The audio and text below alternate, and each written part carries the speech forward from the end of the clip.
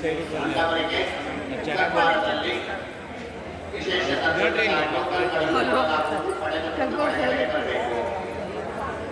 భక్తులకు సూచన ద్వాదశి మినహాయించి మిగతా రోజుల్లో ఉదయం 6 గంటల నుండి సర్వదర్శనం ప్రారంభమవుతుంది. 6 గంటల నుండి దర్శనానికి వచ్చేటువంటి భక్తులు ఐదవన పల్లి నుండి దర్శనములకు రావలేను. సర్వదర్శనములకు ప్రతి భక్తులు కూడా ఐదవన పల్లి నుండి దర్శనానికి రావలేను.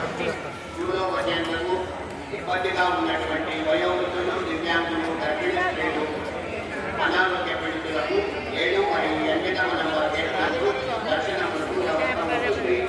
అలాంటి వారు ఒక ద్వారం నందు ఇచ్చేటువంటి